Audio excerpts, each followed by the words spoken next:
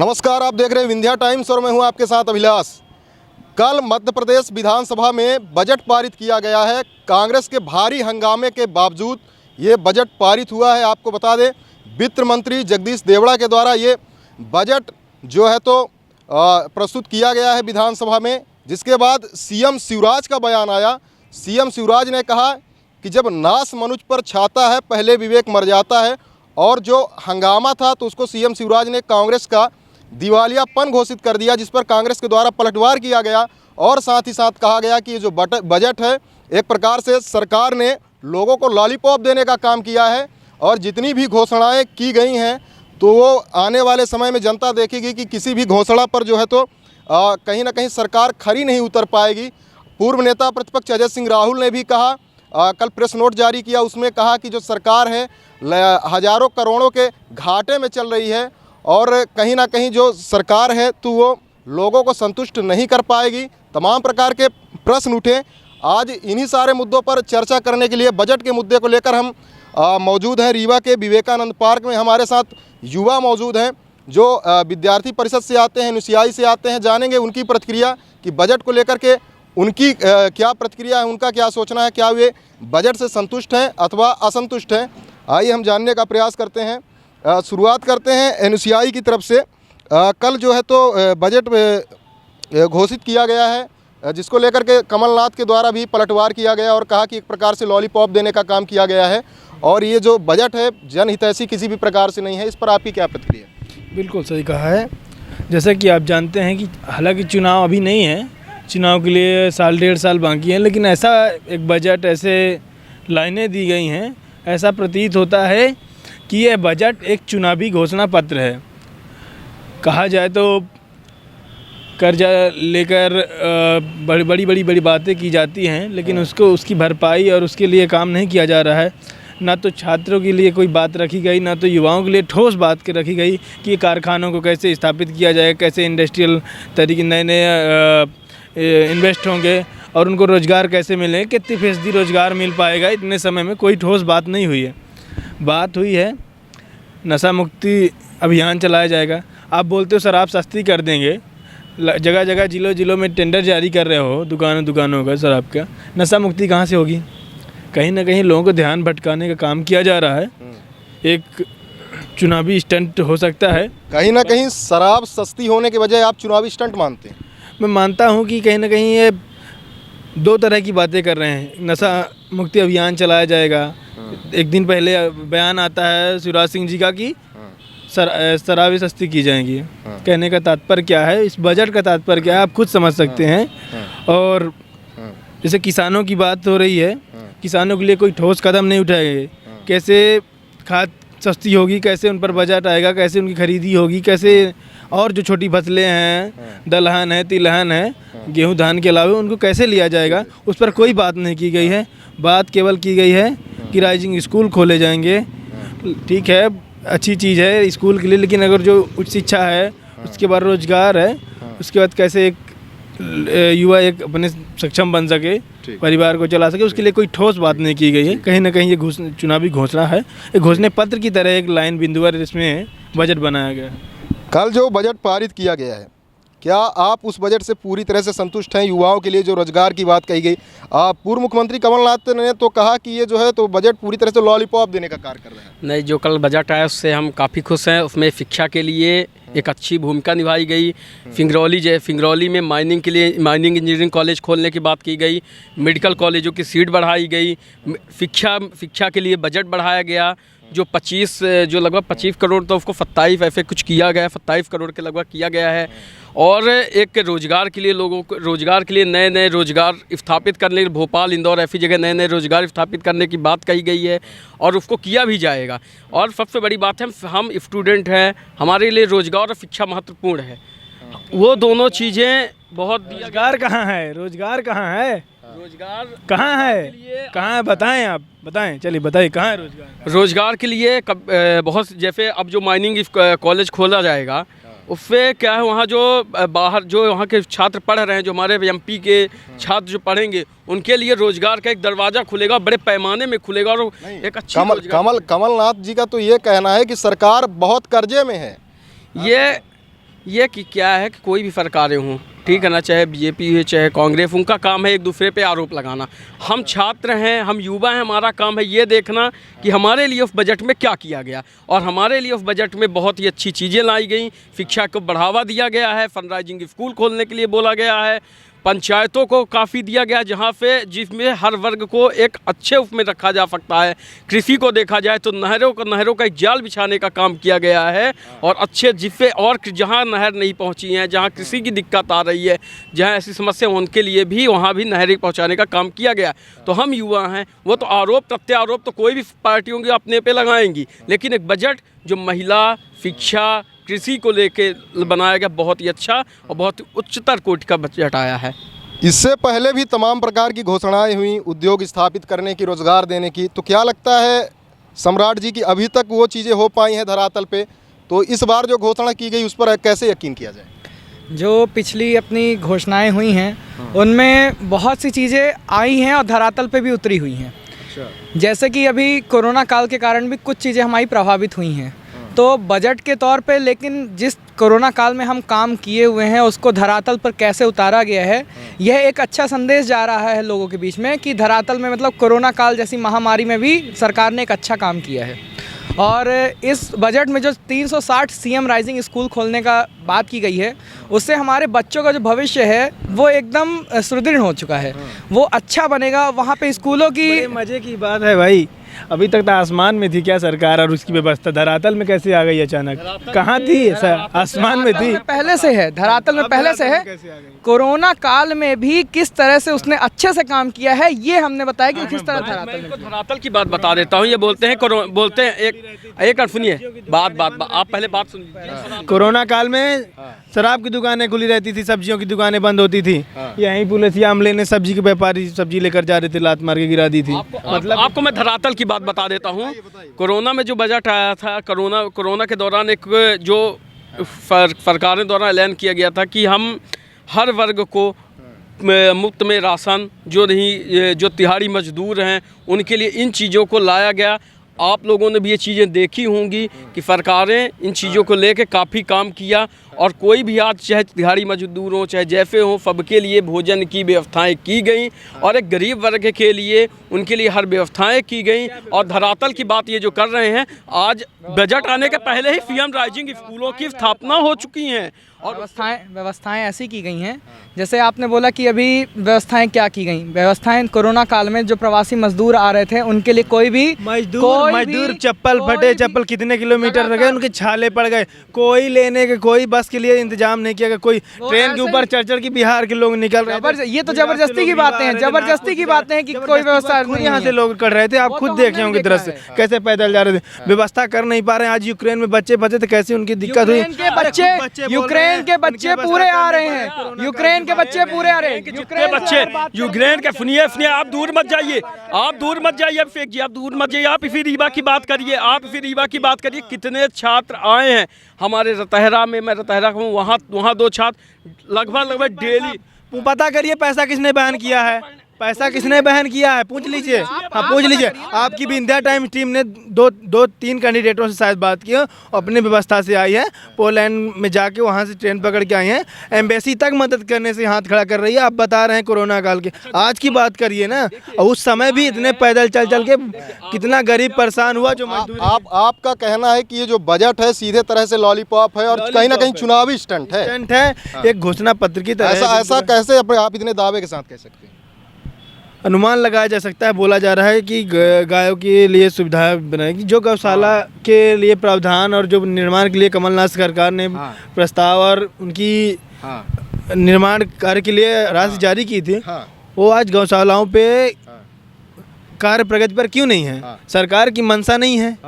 कहीं ना कहीं अगर गौ सेवा की बात हो या कि गौ संरक्षण की बात हो, तो आप यहाँ से हनुमाना चले जाइए, यहाँ से आप चुरांटा चले जाइए, बेला चले, रात को हर जगह आपको गाय मिलेगी, एक्सीडेंट से मृत्यु। कहीं ना कहीं गौशाला का मुद्दा आया है। गौशाला के मुद्दे के बारे में ये कहना चाहूँगा कि जो गौशाला का मुद्दा है, इसका प्रयोग हर राजनीतिक पार्टी कहीं ना कहीं हर चुनावों में बखूबी तरह से करती है। लेकिन आए दिन, पिछले दिनों हमने रीवा में देखा है कि कैसे खाइयों से, पहाड़ों के नीचे जो गाय थी उनकी लाशें पाई गई हैं, जिसके बाद पूरे जो क्षेत्र है कहीं ना कहीं इस मुद्दे को लेकर के हड़कंप मचा था। तो कहीं ना कहीं जितना प्रयोग इस मुद्दे का किया जाता है हर चुनावों के समय, तो क्या गायों की स्थिति आज तक सुधर पाई है? नहीं, मध्य प्रदेश शिवराज सरकार द्वारा पेश बजट जनता को गुमराह करने वाला बजट है। इसमें ना तो कहीं रोजगार का प्रावधान है। आज प्रदेश में 30 लाख बेरोजगारों की संख्या हो चुकी है, पर रोजगार कैसे प्रदान किया जाएगा इस पर कोई बात नहीं की गई है। और कोविड काल में कहा भाई ने कि कोविड काल में मजदूर पैदल चल चल के थक कर बिना भूखे प्यासे मर गए हैं। और कोविड काल में ना तो बेड मिलते थे ना तो ऑक्सीजन मिलते थे और कोई कार्यकर्ता नहीं दिखता था। उस टाइम पे यदि कोई दिखता था तो एनएसवाई और यूथ कांग्रेस के कार्यकर्ता भोजन करवाने का प्रयास करते थे और ऑक्सीजन और बेड की व्यवस्था करवाते थे। अच्छा, हर जिले के गौशाला पीएन गौशाला के मुद्दे की यदि बात करें तो हर चुनावों के समय जो है तो इस मुद्दे का भरपूर प्रयोग किया जाता है। बीजेपी भी कहीं ना कहीं हिंदूवादी पार्टी के तौर पर अपनी छवि बनाती है, गाय के मुद्दे को उछालती है। लेकिन बीते दिनों हमने रीवा में देखा कि कितने गाय की लाशें पाई गई हैं, तो उसके पीछे क्या लगता है कौन दोषी? देखिए, भारत में जहाँ तक मेरा मानना है तो भारत एक सनातन धर्म का देश राष्ट्र रहा है और उसमें गाय हमारी माता शुरू से रही, हमारी पूजनीय थी। और हमारे देश में लगभग 60 वर्षों से कांग्रेस की सरकार थी, तो वो उसी का असर दिख रहा है। जबकि अब आप जाएंगे तो हर गांव में आप गौशालाएं पाएंगे और हर गांव में आप 20 से 30 गाय वहां बंधी पाएंगे। नहीं तो गौशालाएं तो बनाई गई हैं, लेकिन गौशालाओं में व्यवस्थाएं कितनी मतलब संतोषजनक हैं, कितना उन्हें वहां खाने को मिल रहा है? आए दिन अनियमितता की बातें आती रहती है गौशाला से। देखिए, जहाँ तक मेरा मानना है तो गौशाला ये गौशाला ये गाय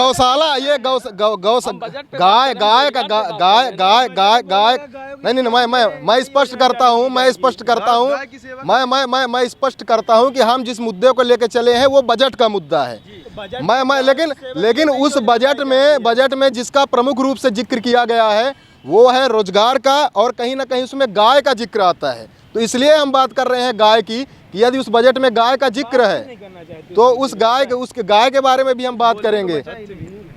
हम बिल्कुल गाय के बारे में बात करें। गाय हमारी माता है और उसके लिए तो सरकारें लगातार, चाहे जो सरकारें रही हों, उन्होंने उसके लिए प्रयास किया है और लगातार चल भी रहा है। उनके लिए प्राइवेट गौशाला खोले जा रहे हैं। और ठीक है, कोई चीज़ें, कोई व्यवस्था बनाने में थोड़ा समय लगता है। कोई व्यवस्था एक झटके में नहीं बनाई जा सकती है। हम अपने घर की कोई व्यवस्था बनाते हैं, हम नया घर भी शिफ्ट करते हैं तो हम एक झटके में नहीं शिफ्ट करते। उसके लिए थोड़ा एक समस्या कुछ उसके लिए बनाने के लिए थोड़ा माता में भी माता है, लेकिन व्यवस्थाओं में समय लगता है। बाहर मर जाएं कट जाएं उसके लिए कोई ध्यान नहीं है। जैसे इनकी सरकारें थी जब और दूसरे दल की सरकारें थी, हम किसी दल के नहीं हैं, हम किसी संगठन के नहीं हैं, लेकिन जो अन्य सरकारें थी जिन दलों की, उनके टाइम में शायद ऐसा कुछ नहीं होता था। ये क्या है, जो अभी की सरकार है, वर्तमान सरकार है, जो एक राष्ट्र के लिए संकल्पित सरकार है, उसके ऊपर ये आरोप लगा रहे हैं ऐसी चीज़ों का, और ये आरोप बहुत ही निंदनीय है इनका। कम से कम प्रयास तो कर रही है गाय की रक्षा के लिए।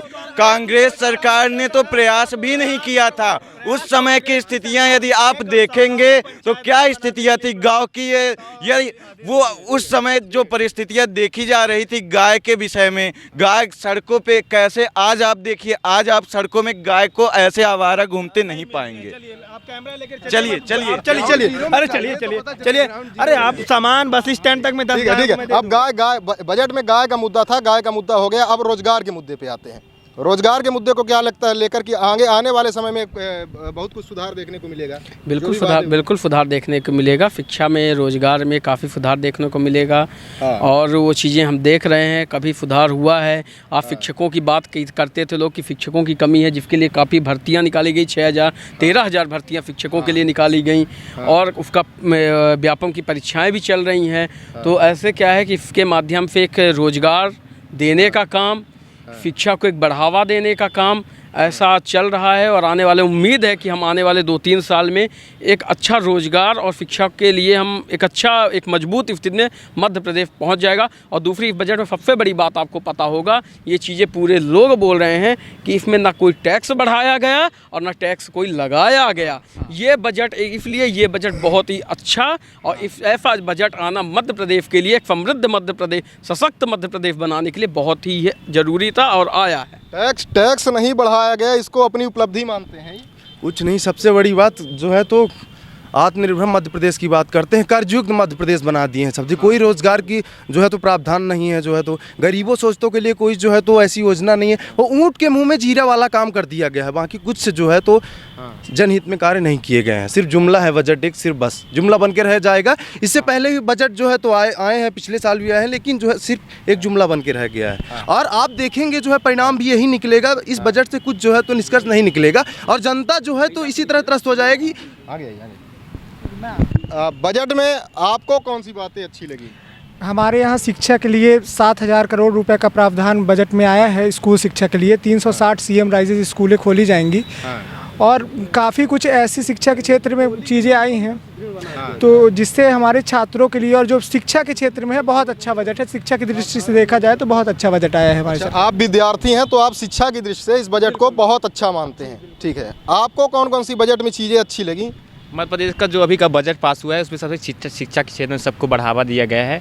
वास्तव में कहीं ना कहीं जब प्राथमिक शिक्षा हमारी मजबूत होगी तो बिल्कुल रोजगार के अवसर प्रदान होगी। वास्तव में हम लोग आज के जो बेरोजगार युवा हैं, ऐसा नहीं है कि बेरोजगार युवा हैं, जो रोजगार पाने लायक है आज वो भी रोजगार वास्तव में पा रहा है। जो रोजगार पाने लायक है वो सभी छात्र रोजगार पा रहे हैं। और सबसे वास्तव में ये अच्छी बात है कि प्राथमिक शिक्षा को मजबूत किया गया है और प्राथमिक शिक्षा को अगर कहीं ना कहीं मजबूत किया गया है तो वास्तव में रोजगार के अवसर प्राप्त। वो कह रहे हैं कि अब मिलेगा ना, अभी तक बजट में आया है। भैया रोजगार फिर हम नौकरी पे इन चीज़ों से नहीं, जो कि सरकारी नौकरी ही रोजगार का अर्थ होता है स्टार्टअप।